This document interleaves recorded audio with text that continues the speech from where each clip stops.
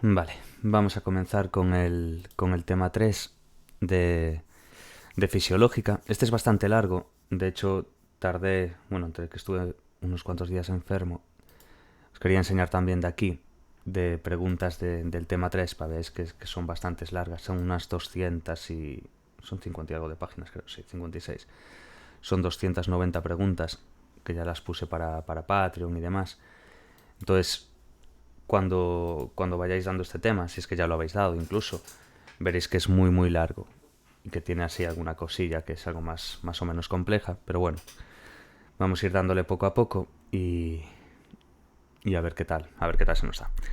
Venga, tema 3, conductas reproductoras. El sexo es el mayor factor morfométrico discriminante en biología. Quedaos bastante bien con eso, porque también lo tengo visto en pregunta. Vale, dimorfismo sexual. ¿Qué es el dimorfismo sexual? A las diferencias morfológicas, fisiológicas y conductuales que se observan entre machos y hembras se las denomina dimorfismo sexual. Cuando están asociadas al sexo, son, por lo general, cuantitativas. Quedaos con eso de cuantitativas, ¿vale? Yo os voy diciendo así, remarcando alguna, porque no solamente he visto las preguntas estas que os enseñé de cuestionarios, sino de exámenes anteriores y de muchas otras cosas. Entonces, cuando os recalque algo, no significa que vaya a entrar eso exactamente, pero significa o que ha entrado o que se pregunta bastante. Entonces, quedaos con eso, ¿vale? Cuantitativas. Darwin, en su obra, decía que el dimorfismo sexual se debe a la selección sexual, consecuencia del éxito de ciertos individuos sobre otros. Entonces, la selección sexual contempla dos posibilidades: que los machos luchan entre sí, eliminando rivales para tener acceso a la o las hembras, y las hembras seleccionan a los mejores machos. También existe competencia intrasexual. ¿Qué significa esto? Que pues cuando entre hembras se compite pues, por los mejores espacios para la reproducción y para la selección de machos. Los investigadores consideran a la selección sexual una subcategoría de la selección natural. Quedaos con eso también. Investigadores lo que consideran es que la selección sexual es una subcategoría dentro de la selección natural. A través de este mecanismo evolutivo se han seleccionado los caracteres sexuales secundarios y las estructuras cerebrales relacionadas con las conductas reproductoras. Observación y medida de las conductas reproductoras en el laboratorio. La psicología fisiológica se aproxima a los mecanismos cerebrales y neuroendocrinos a través de modelos experimentales, sobre todo con ratas, pero también con primates. Conducta sexual. El objeto de la conducta sexual es transmitir el ADN. Quedaos bien con esta parte también. El objeto de la conducta sexual es transmitir el ADN. En cada especie se sigue un patrón ordenado entre lo que serían machos y hembras. La conducta sexual es motivada y requiere la integración de estímulos externos con estados internos, neuroendocrinos. El apareamiento se acompaña de refuerzo positivo como el placer. La conducta sexual implica una cadena de conductas cópula divididas en apetitivas y consumatorias. Conductas apetitivas o preparatorias, aproximación física al compañero sexual o a los incentivos relacionados. Son flexibles, se pueden condicionar por condicionamiento clásico o instrumental y se pueden utilizar diversas estrategias para alcanzar la cópula. Eso serían las conductas apetitivas o las preparatorias A. Luego tendríamos pues las conductas consumatorias, que es el contacto directo con el incentivo. Conductas estereotipadas, en su mayoría reflejas, y características en cada especie, pues la forma de copular de cada especie. Las hembras de los mamíferos presentan receptividad sexual cíclica. Normalmente pues son ciclos estrales. Solo unas pocas especies de primates y lo que sería la hembra humana presentan ciclos largos, de aproximadamente pues un mes lunar, como ya sabemos, o ciclos menstruales, llamados así por el sangrado de la mucosa uterina cuando no hay fertilización. En estas especies la hembra es más receptiva durante la ovulación, como también sabemos. La hembra receptiva manifiesta conductas apetitivas, pasivas o activas. Hay que entender esto de pasivas o activas. Generalmente son las feromonas de la hembra las que alertan al macho. A continuación, la hembra emite conductas activas o proceptivas. Y cuando el macho monta a la hembra, ésta responde con conducta receptiva. En la rata hembra se produce la lordosis, como dimos en psicobiología, que ya sabemos de sobras. Respuesta necesaria para que el macho inserte el pene en la vagina y realice la eyaculación. Para ello, la hembra arquea la columna vertebral y eleva la región anogenital. La rata hembra de laboratorio solo copula cuando está en celo, pero hay machos no estacionales que siempre están dispuestos a copular. En el último tercio del siglo pasado, Donald A. Dewsbury, de la Universidad de Florida, desarrolló una taxonomía que sigue 4 criterios dicotómicos de la conducta copuladora, que permiten su clasificación. 1, como podéis apreciar aquí dentro del cuadro, traba, que consiste pues, en el cierre mecánico que fija el pene en la vagina durante la cópula en algunas especies. 2, movimientos intravaginales del pene, empujones, que puede ser uno o repetitivos. 3, penetraciones múltiples. Y 4, eyaculaciones múltiples, como podemos ver aquí en las distintas especies, desde el perro, ratón de hierba, macaco humano, rata y conejos gatos, como bien vemos aquí, ¿vale? La naturaleza del refuerzo sexual. El sexo, utilizado como refuerzo, sigue las leyes generales del aprendizaje, como puede ser con el agua o con la comida, que son reforzadores naturales, a diferencia de que el hambre y la sed mantienen el equilibrio homeostático, el sexo no. Entonces diferenciemos bien eso, ¿vale?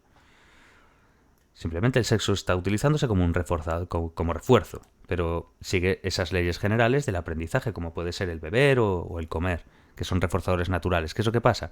Que el hambre y la sed mantienen un equilibrio homeostático, pero el sexo no. Entonces quedaos con esa pequeña diferencia, ¿vale? Vale, factor motivacional. Más importante de la conducta sexual, pues es el estado hormonal del sujeto. Los estados endocrinos experimentan biorritmos, que pueden ser diarios, semanales, mensuales, estacionales, así que el carácter reforzante del sexo se modifica con estos ritmos. ¿Cuáles serían los diseños para medir la atracción y la motivación sexual? Por ejemplo, conducta operante, pues un macho o una hembra aprenden a presionar una palanca para tener acceso al espécimen del sexo contrario. Luego, adquisición de conducta en un pasillo recto. El macho o la hembra recorren un pasillo para llegar a la meta y encontrarse con el individuo del sexo opuesto. Se mide la velocidad para inferir la motivación. Superación de barreras electrificadas, por ejemplo, pues se va aumentando paulatinamente la intensidad de corriente, miliamperios, para ver hasta dónde soporta el animal con tal de alcanzar la meta y copular. Laberintos en T o en Y se estudia la selección de pareja, preferencia entre un animal castrado y otro intacto. Motivación de incentivo, pues se infiere cuando al animal no se le permite que consuma la cópula en el experimento. De ahí esa motivación de incentivo. Y condicionamiento de lugar. Pues se emplean 2 cajas contiguas y diferentes. Entonces los animales copulan en una de ellas y se observa pues qué caja prefieren. El condicionamiento de lugar. Conducta parental. El objeto de la conducta parental es la supervivencia y el desarrollo de las crías para la continuidad del ADN.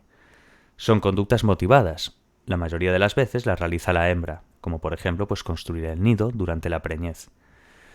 Observando el comportamiento de las ratas de laboratorio, una vez expulsadas las crías en el parto, ¿qué es lo que hace la hembra? Hace una cosa que se llama placentofagia, que es comerse la placenta.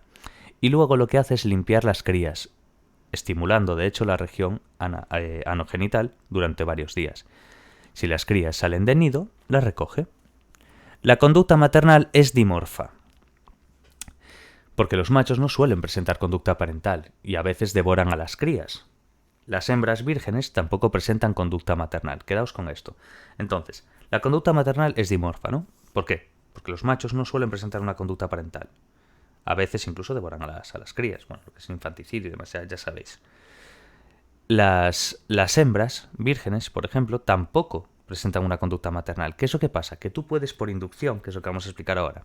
Sin embargo, se puede utilizar la inducción para provocar conductas maternales en machos y hembras vírgenes. ¿Cómo? Pues exponiéndolos durante varios días a sesiones con crías recién nacidas, aunque a veces se da el infanticidio como hemos visto. Vale, vamos a otro punto ahora. Esto es un poquillo, la entrada es sencilla a mi parecer. Esta parte que hemos leído todo un poco se entiende bastante bien. Quedaos con esos pequeños detalles que os fui diciendo y lo que aparece en negrita, que también es clave, y perfecto. Ahora vamos a ver un poco, cosa que ya hemos visto en psicobiología, del gen determinante del testículo y de la ausencia de él para hacer la diferenciación. Entonces vamos a ver esto, ¿vale? Diferenciación y desarrollo sexual dimorfo del sistema reproductor. La dotación cromosómica sexual es dimorfa, vamos, XX o XY. La presencia del cromosoma Y provoca la diferenciación de las gónadas indiferenciadas y bipotenciales hacia testículos. De ahí que nosotros, bueno, los hombres y demás, seamos XY y las mujeres XX. Lo que nos está diciendo es que está ahí, lo que está haciendo es provocar una diferenciación de las gónadas indiferenciadas, como veis aquí el azul y el rosa, por ejemplo. Embrión XY y abajo XX. En este de los hombres, embrión XY. Gen determinante del testículo. Sin embargo, en el de las mujeres es ausencia de este gen determinante del testículo. ¿Vale? Es importante entender esto. A ver, creo que los que hayan dado psicobiología se acuerdan perfectamente porque no es algo así muy complejo, pero bueno. ¿Qué es lo que pasa con esto? Esta diferenciación de las gónadas indiferenciadas y bipotenciales hacia testículo. Además de la producción de andrógenos y la masculinización del sistema reproductor interno. Los genitales externos, vamos. Todos los tejidos y el sistema nervioso. Entonces, en presencia del XX, como vemos aquí, embrión XX, la gónada indiferenciada se diferencia a ovario y se produce la feminización. Entonces esto es lo que nos aclara la diferenciación y el desarrollo sexual dimorfo del sistema reproductor. Básicamente, ¿vale? Entendámoslo dentro de este esquema. Es exactamente lo mismo que acabamos de leer, pero se ve mejor con dibujo siempre. Embrión XY, gen determinante del testículo, que hay diferenciación de la gónada bipotencial hacia el testículo, producción de hormonas testiculares y diferenciación del fenotipo sexual masculino, que ya conocemos.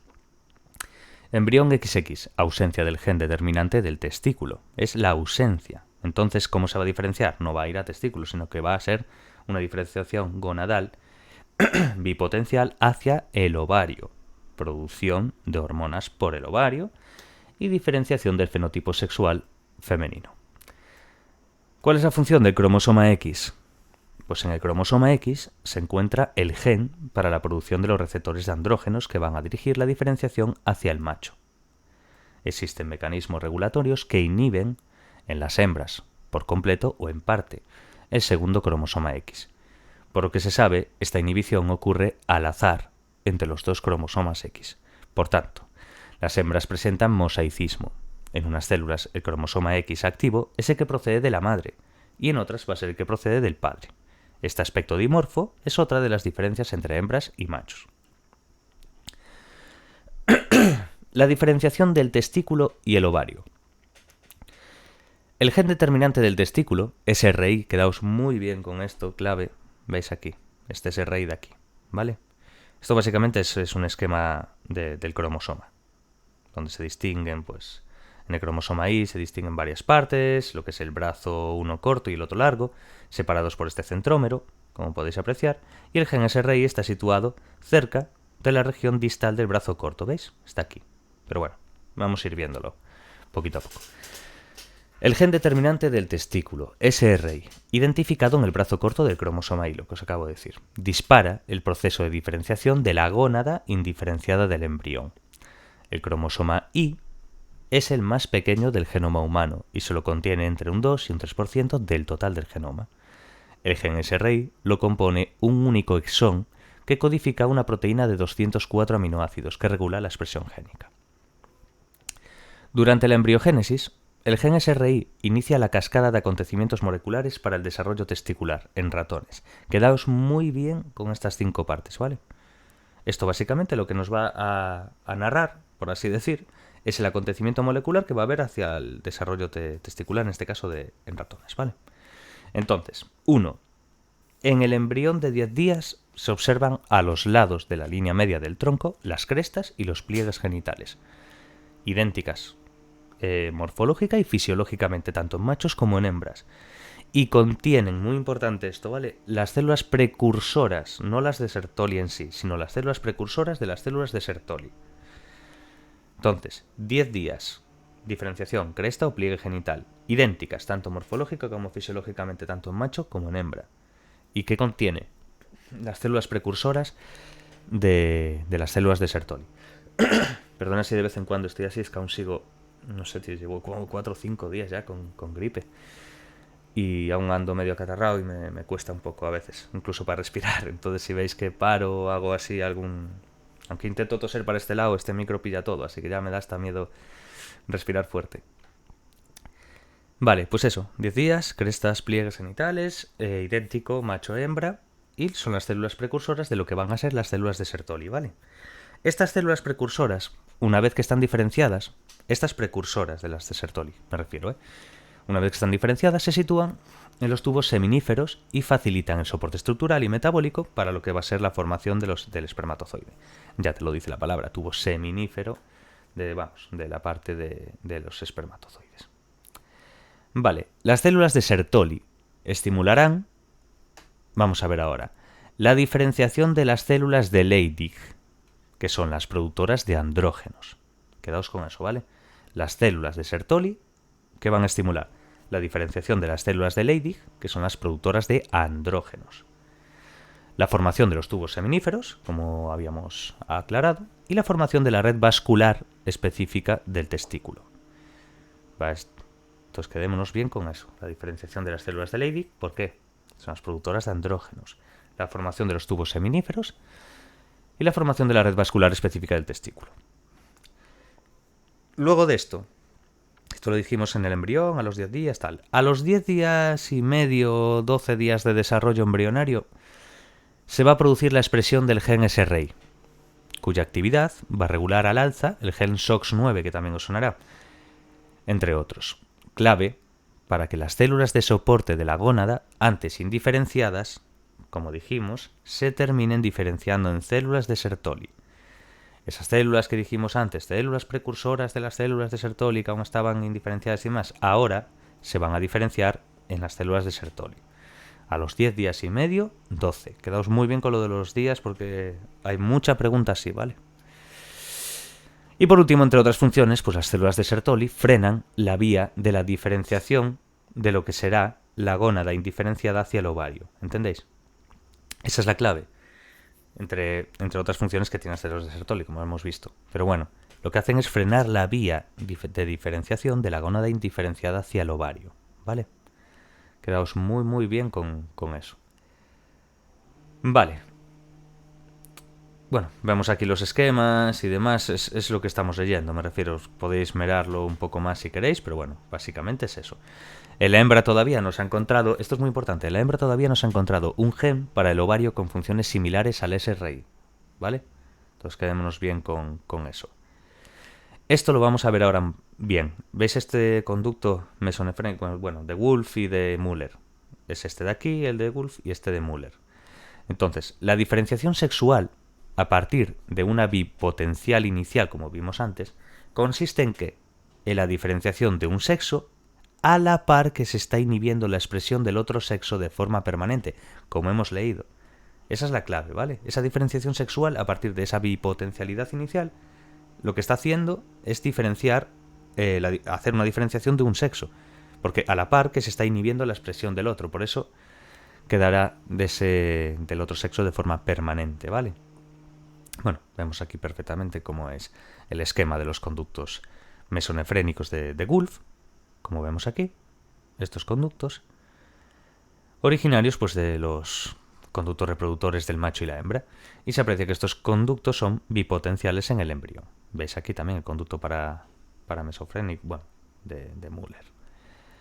Y aquí veis un poco pues lo que hemos dado nosotros desde primaria, básicamente. Creo que esto lo sabemos diferenciar perfectamente, sabemos dónde está el útero, el ovario y demás, ¿vale?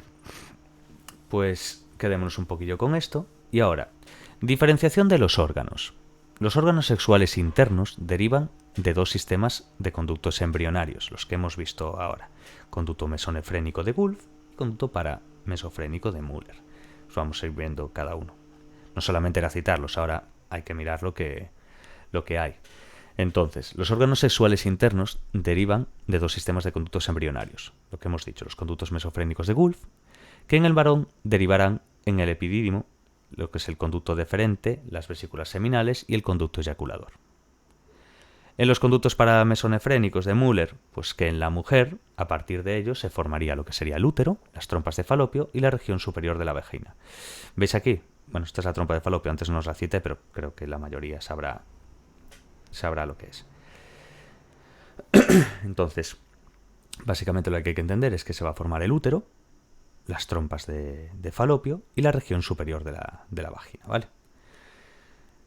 Antes de la diferenciación de lo que es la gónada, todos los embriones tienen ambos tipos de conductos. En humanos, pues desde el día 21. La diferenciación de los órganos sexuales femeninos se produce por la ausencia de los testículos. Es decir, en ausencia de testosterona, los conductos de Wolff sufren regresión. Así que en la hembra, al igual que en el macho, se pone en marcha una cadena de genes para formar los ovarios. En los conductos de Müller es este, el gen WNT7, ¿vale? Los conductos de Müller, recordar bien, mirar cada 2×3 los dibujos. Este, conducto de Müller, ¿veis? Esta es la clave de entender un poquillo todo esto, ¿vale? Lo que hay que entender es que antes de que se haga la diferenciación de la gónada, todos los embriones tienen ambos tipos de conductos. En este caso, pues en humanos es desde el día 25. Acordaos de eso. Pero bueno, ambos tienen ambos tipos de conductos, quiero decir. La diferenciación de los órganos sexuales femeninos se produce por esta ausencia de los testículos. Entonces, es decir, que en ausencia de testosterona, los conductos de Wolff sufren una regresión. ¿Vale? Estos conductos de Wolff sufren una regresión. Es importante entender esto. Parece que no, pero se pregunta. Así que es importante. Entonces se produce, bueno, eso. Los conductos de Wolff sufren esa regresión. ¿Por qué? Por la ausencia de testosterona. Así que en la hembra, al igual que en el macho, se pone en marcha una cadena de genes para formar los ovarios. En los conductos de Müller, el gen es el WNT7, que participa pues, en el mantenimiento de la expresión de una secuencia de genes Hox. En ausencia del gen OXA10, ¿veis este aquí? Los 2/3 internos del útero se transforman en trompas de falopio. Sé que tiene un poquillo así de rollo, pero se va cogiendo. Es una cuestión de repetición y de entenderlo y mirando y se va haciendo, ¿vale? Entonces, quedaos con esto. En los conductos de Müller, el gen WN7 participa en ese mantenimiento de la expresión de una secuencia de genes Hox. En ausencia del gen OXA10, cuando no hay, los 2/3 internos del útero se transforman en las trompas de falopio, ¿vale? Como podéis ver aquí. Esto sería la figura 8, los genes que intervienen en la diferenciación del sistema reproductor interno. Una cadena de genes Hox participa en la diferenciación de los conductos internos en machos y en hembras, modificado a partir de como estamos viendo. Veis bien el dibujo, veis lo del HOX10, lo que os decía antes, que en ausencia del gen HOXA10, los 2/3 internos del útero se transforman en lo que sería la trompa de falopio. ¿Veis? Entonces es quedarse un poquillo con todo esto. Tiene su intrínculis, pero bueno. Aquí vemos la diferenciación de los genitales externos del hombre y de la mujer, también conocidos. Veis aquí el glande, el desarrollo del glande y aquí lo que sería el desarrollo del clítoris. Es básicamente. Vale. Vamos a mirar ahora aquí la diferenciación de los genitales externos, ¿vale? Los conductos de Wolff y de Müller están relacionados desde el principio, o desde el inicio, con el seno urogenital y tejidos anexos. Los genitales externos también se diferencian a partir de un tejido embrionario bipotencial, similar en ambos sexos, hacia la 9ª semana. Importante lo de la 9ª semana. Se termina de diferenciar al final del primer trimestre de gestación, en los primeros 3 meses. Bueno, ya sabéis, 9 meses, son 3 trimestres, 3, 6, 9, vamos. En el primero de ellos, en ese tercio, en ese primer trimestre, es cuando se termina de diferenciar esta diferenciación de genital externo y demás. Entonces, durante la indiferenciación, el polo caudal externo del embrión presenta 3 estructuras, lo que sería el tubérculo genital. ¿Lo veis? Yo os lo dejo aquí con el dibujo para que podamos hacerlo a la par. Muchas veces en las páginas en un libro tal no van a la par y es un poco fastidiado, pero en este caso sí que lo podemos ver bien aquí. Durante la indiferenciación, el polo caudal externo del embrión presenta 3 estructuras, como vemos aquí. Tubérculo genital, luego las protuberancias o montículo labioescrotal, que son 2, y el pliegue cloacal. ¿Vale? Entonces, un poquillo entendiendo esto. El estadio indiferenciado permanece hasta que la cloaca se divide en el seno urogenital y lo que sería el ano. La diferenciación de los genitales masculinos, ¿a qué se debe? A la DHT, a la dihidrotestosterona. Entonces, para que haya esa diferenciación de los genitales masculinos, necesitamos esto. Muy importante saber esto, ¿vale? Ya viene también de psicobiología, pero bueno, yo muchas veces hago como que ya lo hemos dado y tal, pero a lo mejor hay gente que no ha dado psicobiología. Lo normal es que si estás en segundo y llevas un orden, pues sí que lo hayas dado. Incluso sin haberla aprobado, me refiero, mucha gente pues pudo haber suspendido por los pelos y le pones otro examen y lo habría aprobado. Entonces, a ver, me refiero, fuera del conocimiento previo que tenga uno, ayuda mucho el tener psicobiología de primero, quiero decir. Entonces, cuando hago esa citación, no es ni a mal ni a bien, es que es más o menos útil. Entonces, la diferenciación de los genitales masculinos se debe a eso, a la dihidrotestosterona, lo que es la DHT. ¿Que se forma a partir de qué? Pues de la testosterona, producida por el testículo gracias a la enzima 5A reductasa. El tubérculo genital, que se alarga formando el pene, y los pliegues urogenitales se cierran formando lo que sería la uretra. Hacia la semana 14 de gestación, es muy importante quedarse con los números de esto, ¿eh? Me refiero, no lo dejéis así como que, bueno, sí, la 14, como así está, no, porque os pueden preguntar, ¿vale? De esto. Quedaos bien entonces con esta parte que estábamos hablando de bipotencial, similar en ambos sexos, hacia la 9ª semana, en este primer trimestre de la gestación. Y luego esta indiferenciación que hicimos de las tres estructuras, tubérculo genital, protuberancias a montículo labioescrotales, que son los dos, y el pliegue cloacal. ¿Qué es lo que pasa después? La diferenciación de estos genitales masculinos se debe a la DHT, que se forma a partir de la testosterona, como ya sabemos, y demás. Y va formando, pues, lo que ya sabemos, tubérculo genital, alarga formando el pene, y lo que serían los pliegues urogenitales se cierran formando lo que es la uretra. Vale. Hacia la semana 14 de gestación se diferencian claramente los genitales externos masculinos. Importante eso, ¿vale? Semana 14, lo que es el genital externo masculino, es cuando está diferenciado claramente. Se completa entre lo que sería la semana 25 a 35, con el desarrollo del falo y del descenso testicular. A partir del seno urogenital se forma la próstata y las glándulas bulbouretrales. En el feto femenino, la diferenciación de los genitales la promueve la presencia de estrógenos. ¿Qué es la presencia de estrógenos? La ausencia de andrógenos. ¿Vale? Como vimos antes, para nosotros, DHT, dihidrotestosterona, que se forma a partir de la testosterona. En el feto femenino, esta diferenciación de los genitales, ¿quién la promueve? Pues la presencia de estrógenos, vamos, la ausencia de andrógenos. La parte distal de los conductos de Müller contactan con el seno urogenital para formar el tercio más externo de la vagina, como ya dijéramos. Los pliegues urogenitales forman los labios menores y las protuberancias labioescrotales formando los labios mayores, menores y mayores. El clítoris se forma a partir del tubérculo genital. Ay. Bueno, vemos aquí los recuadros, las figura 10, que son pues, un esquema de procesos de diferenciación sexual del sistema reproductor en la especie humana. Vemos como el comienzo y la duración de esta diferenciación genital. La podemos apreciar aquí. Básicamente es lo que hemos leído. Simplemente es entender un poquillo a raíz de los esquemas. Por eso es importante tenerlos delante y apreciarlos con todo ese proceso, ¿vale? Entonces quedémonos un poquillo con esta parte, ¿vale? Como vemos aquí, bueno, hacen la comparación, el comienzo y el final de la diferenciación de los genitales externos en el hombre y en la mujer. Pero quedaos bien con esto, ¿vale?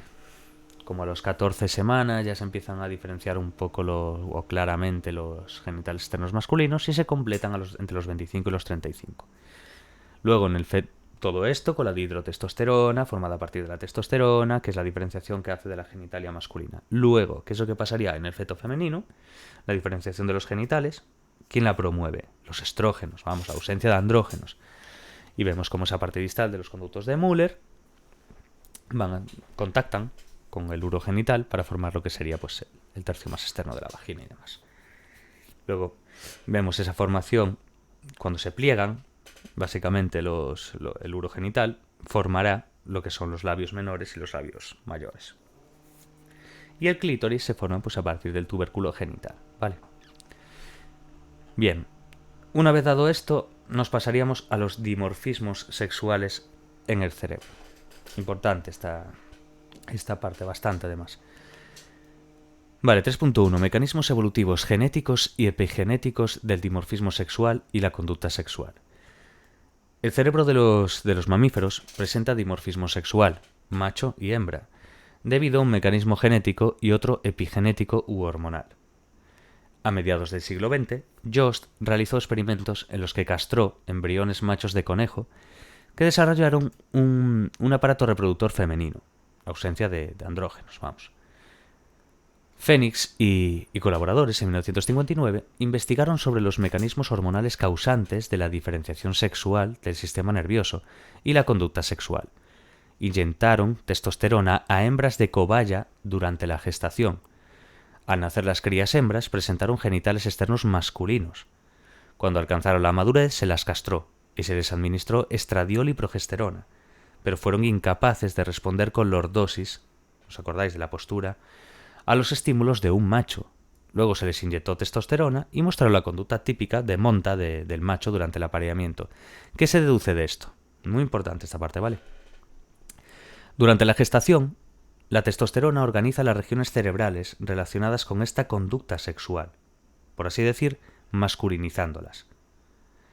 Entonces, cuando el animal llega a la adultez, la testosterona activa esas regiones y se produce lo que es la conducta sexual del macho.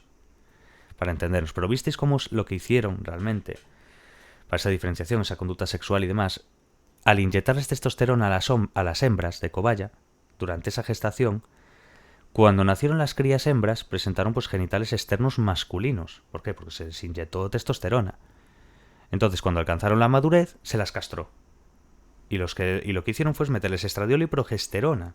Al contrario, vamos. En este caso, en la parte femenina, por así decir.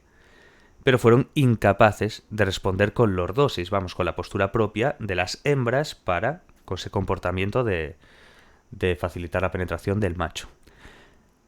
Entonces, ¿qué es lo que hicieron después? Pues volverles a meter testosterona. Entonces lo que mostraron es que la conducta típica de monta del macho propia, quiero decir, hicieron esa conducta típica de macho durante el apareamiento. Entonces, lo que deducimos es que durante la gestación, la testosterona está organizando las regiones cerebrales, de ahí el título, dimorfismo sexual en el cerebro. Entonces, lo que estaba haciendo es organizar esas regiones cerebrales que van a ser la conducta relacionada. Lo que van a hacer es masculinizarlas, van a hacer esa conducta masculina de apareamiento, de monta, vamos. Entonces, cuando el animal llega a la adultez, la testosterona activa esas regiones y se produce la conducta sexual del macho, ¿vale? Entonces, entender ese proceso de masculinización y demás, ¿vale? Ese fue el diseño que utilizaron. Este es el diseño experimental que utilizaron Phoenix y colaboradores pues, para estudiar esta conducta sexual de la androgenización de la hembra durante la gestación, ¿vale? Vale, por otro lado, hay que considerar que existe un dimorfismo en el cerebro, que tiene su origen directamente de la expresión genética y no de las hormonas, puesto que todas las células del organismo son XY o XX. Entonces hay que entender eso, ¿vale? Que por otro lado, hay que considerar que existe un dimorfismo en el cerebro, que tiene su origen directamente de la expresión genética y no de las hormonas, puesto que todas las células del organismo son XY o XX. En las células del sistema nervioso hay diferencias genéticas intrínsecas, que son el origen pues, de algunos dimorfismos, lo que se entiende porque... Y ahora vamos a ver. Solo los machos tienen cromosomas Y, como sabemos. El cromosoma X del macho es matrilineal. La hembra hereda un cromosoma X del padre y otro de la madre, como ya sabemos también, dividido. Uno de los cromosomas X de la hembra tiene inhibida la expresión de todos o de parte de sus genes, como ya sabemos también. Todo esto es de psicobiología también, pero quiero decir, hay que volver a leerlo y demás, pero quiero que se entienda que lo útil que es, claro. Pues eso, en las células del sistema nervioso pues hay una serie de diferencias genéticas intrínsecas pues que son de origen de esos dimorfismos, lo que entiende, como sabemos, pues que solo los machos tienen cromosoma Y, ya que somos XY, el cromosoma X del macho es matrilineal, la hembra hereda un cromosoma X del padre y otro de la madre, partido.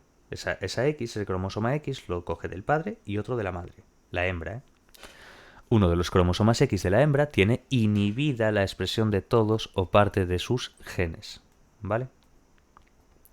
Veis aquí, modelo clásico y modelo unificado. Modelo clásico, XY, SRI, testículos, testosterona, organización masculina de activación. XX, mujer, no SRI, ovarios, estradiol, progesterona, organización femenina de activación.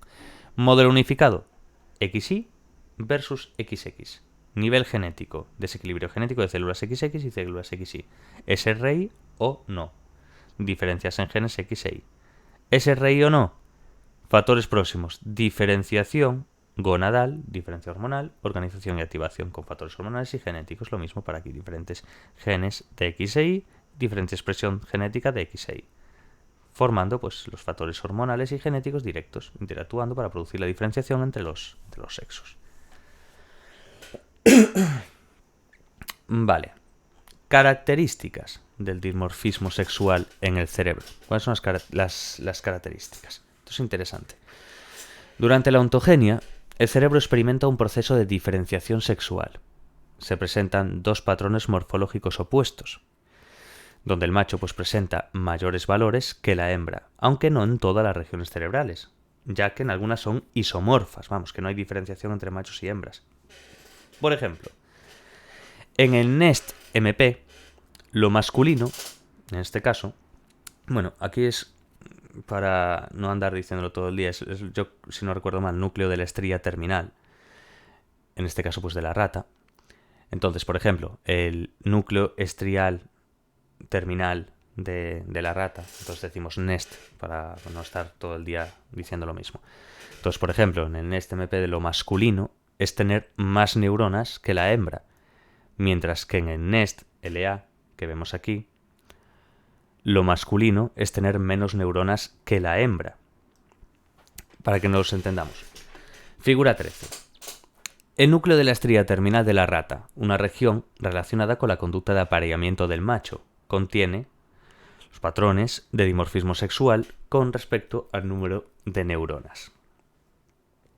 En la región medial posterior, el patrón es M mayor que H, mientras que en la lateral anterior es H mayor que M. Bueno, H hembra, M macho, se entiende bien. Estadísticamente significativo.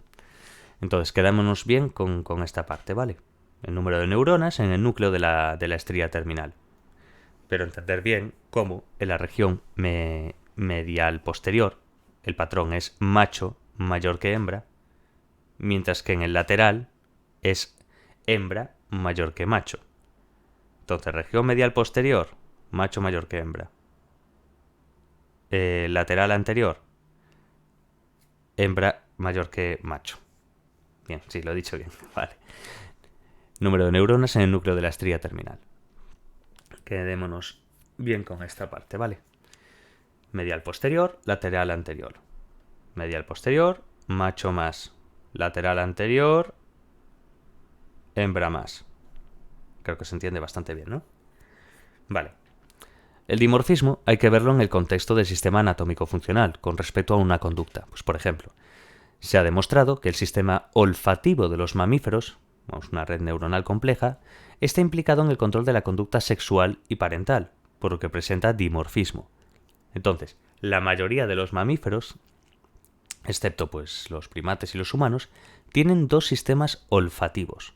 Uno, el que capta las moléculas de bajo peso molecular, SOP, que es sistema olfativo principal. El sistema olfativo principal lo que capta son las moléculas de bajo peso molecular. Y el que capta feromonas de alto peso molecular desde el órgano vomeronasal, que es el VO, denominado sistema olfativo accesorio o vomeronasal, como prefiráis, quedaos con las dos mejor, porque siempre lo pueden preguntar de una manera o de la otra. Entonces básicamente es eso, ¿vale?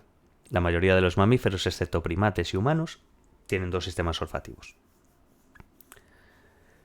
Y captan esto, pues, las moléculas de bajo peso molecular, que sería el sistema olfativo principal, y luego el que capta feromonas de alto peso molecular desde el órgano vomeronasal, también denominado pues sistema olfativo accesorio.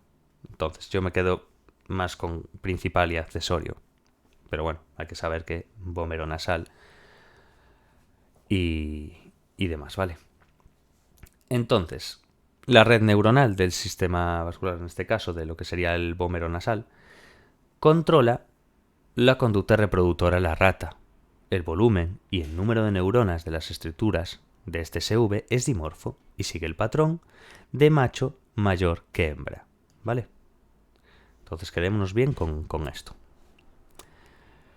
Aquí vamos a ver pues los dimorfismos sexuales en el sistema olfativo accesorio de la rata y el dimorfismo sexual en el sistema olfativo accesorio del conejo, por ejemplo, como podemos ver, ¿vale? Vemos una serie de figuras, por ejemplo, en este dimorfismo sexual en el sistema olfativo humano, para que veamos la comparativa, ¿sabes? Porque lo que dijimos fue que la mayoría de los mamíferos, excepto primates y humanos, tienen dos sistemas olfativos. Entonces nos están poniendo un poquillo el dimorfismo sexual en este sistema olfativo.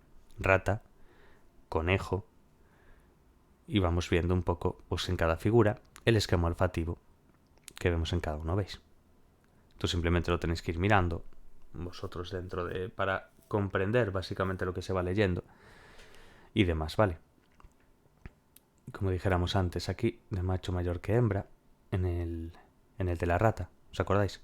Dijimos aquí, es dimorfo y sigue el patrón macho mayor que hembra, porque el que estamos hablando es de la rata, pero después nos ponen una serie de ellos, como el conejo, por ejemplo, ¿veis aquí? Y luego, como vemos en el dimorfismo sexual en el sistema olfativo humano.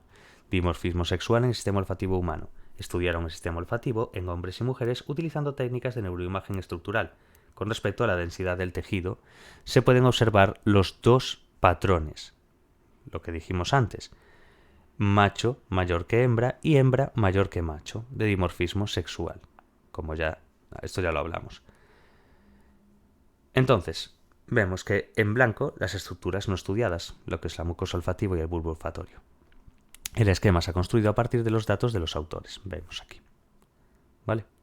En el azul vemos el macho mayor que hembra y en el rosáceo lo que sería hembra mayor que macho. ¿Veis? Vale. Y una serie de figuras, vamos a ir viendo un poquillo pues todo eso en comparativa. La figura 18 igual, ontogenia del dimorfismo sexual del núcleo del tracto olfativo, accesorio de la rata, con respecto al número de neuronas y demás. Vemos en este núcleo como muestra el patrón de macho mayor que hembra en la edad adulta y va explicando, como ya fuimos viendo y entendiendo un poco todo el número de neuronas y demás. Y aquí en este caso es el de locus coeruleus de la rata. Aquí. Este es el del tracto olfativo, accesorio de la rata, y este sería la ontogenia del dimorfismo sexual de locus coeruleus de la rata. ¿Vale? Es un poco eso, es cuestión de ir mirándolo y entendiéndolo bien a la par que vamos leyendo. La especie humana carece de órgano vomeronasal, como si le damos para atrás lo veremos. ¿Os acordáis? La mayoría de los mamíferos, excepto primates y humanos, aquí ya nos lo dice, excepto primates y humanos, tienen dos sistemas olfativos. Entonces nosotros, si nos vamos al sistema olfativo, ¿qué nos va a decir? Pues que la especie humana carece de órgano vomeronasal, ISV. Lo tenemos nosotros, el SOP asume esas funciones de SV. Vamos al principal.